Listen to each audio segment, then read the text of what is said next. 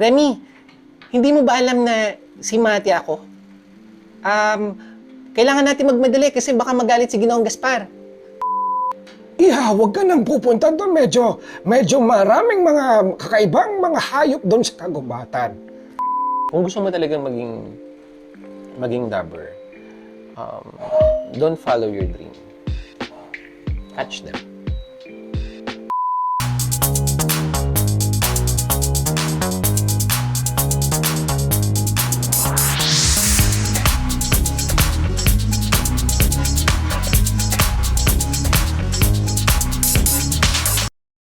I'm Godofredo Hernandez. I'm a news program director sa ABS-CBN, and that's what I do.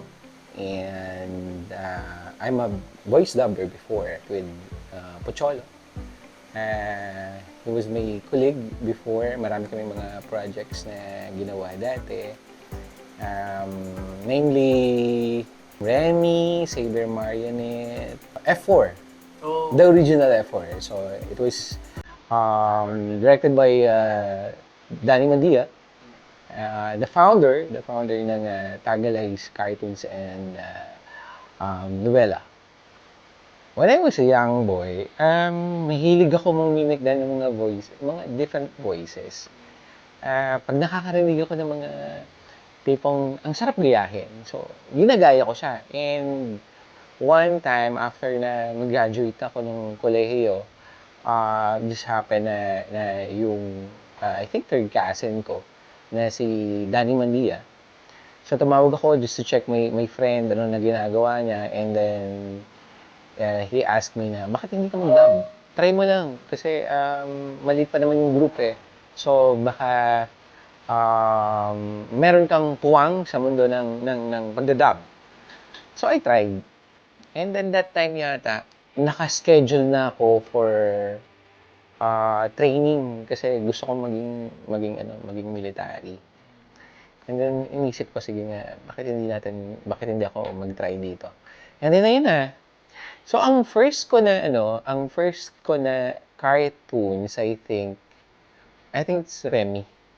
Yeah. Ako yung isa sa mga bidang bata. Yun yung first ever ko na cartoons. And then iba-iba na, may Saber Marionette. Yung lahat ng Saber Marionette na series, ako yung bida. I'm voicing for Otaru Mamiya at that time. I think mga 1999 yata siya. Ang huling dubbing ko kay Choi din, kay Pocholo. Ang title niya yata is Offside. Na-in-air siya sa Hero Channel. And then after that, nag-concentrate na ako sa work ko kasi na-discover ko kasi maganda yung earnings nung time na yun. Ang laki ng money na per episode na binibigay.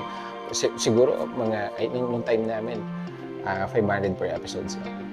So kung meron kang 200 episodes sa Lambda-Ds, multiply mo na lang, and then ang billing namin is like after 10 episodes, and magbibill siya.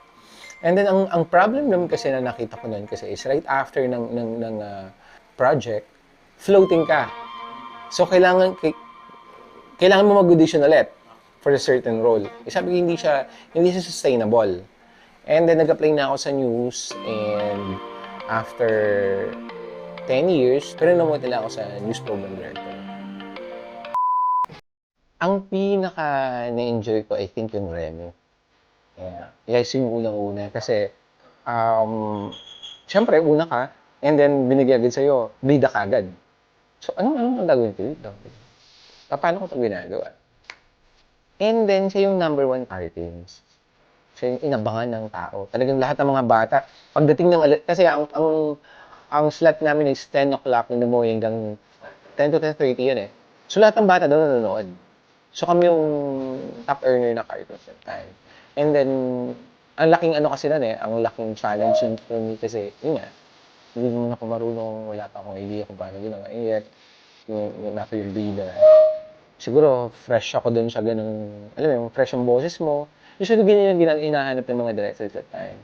So, kailangan nila bago sa pandiling pag-ibig. And, yun yung nakaranas din ako na na mag-dub kami ng 8 o'clock in the morning, katapos kami last sa madaling araw. Kasi daily yung airing. So, kailangan namin mano-mano yun, mano-mano, singing. So, ang hirap.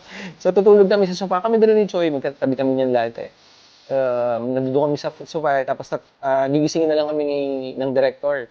Okay, ikaw na. Eh, syempre, pupungas-pungas ka. Okay, kape lang ang laban na nun sa amin. And then, imagine mo kung matutulog ka ng 3 o'clock in the morning, babalik ka na naman ng 9 o'clock. Kasi, then, the following day, kasi diba, kasi naghahabol nga kayo naghahabol kayo ng episodes. So, I think yun yung most memorable sa akin na 5 years. Okay. Struggle, siguro politics.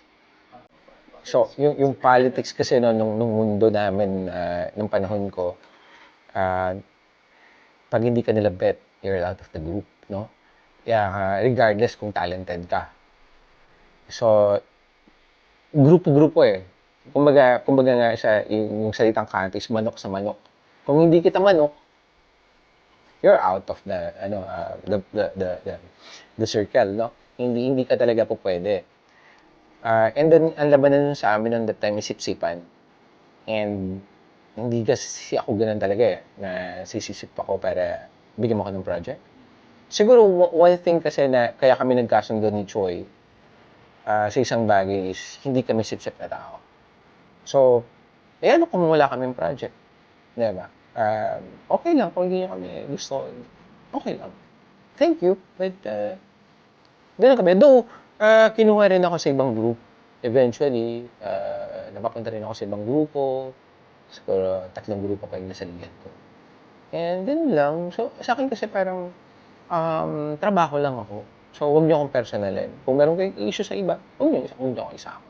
Kasi, ayoko niya, ang dami ko rin yun kasi. So, yun yung struggle actually. And then, yung isa pa yung mga inggitan.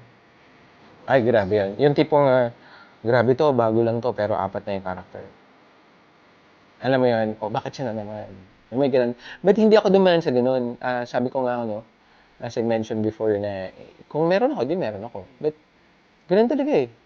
Ganun yung, that way it is eh. Ganun na yung dinatan ko, ganun na siya. So, parang ang cancer na yun eh.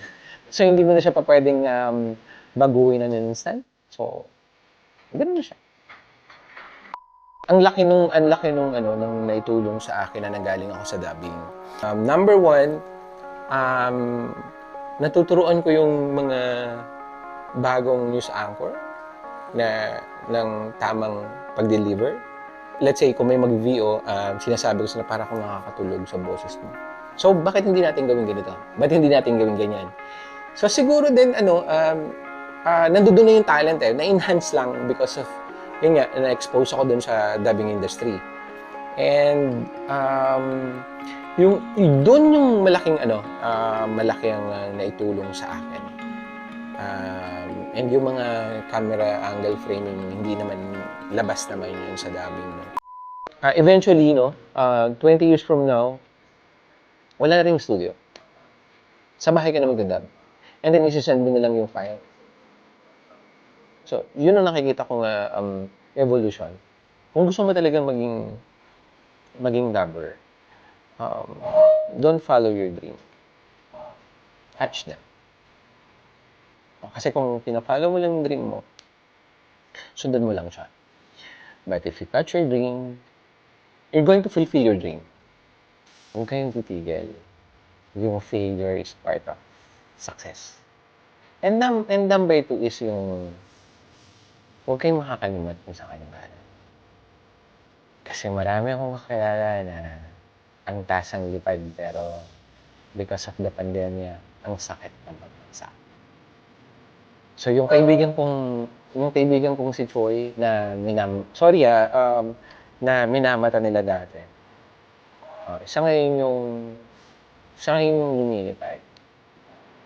Siya ngayon yung lumilipad kahit na si Choi kasi mahaba yung runway niya.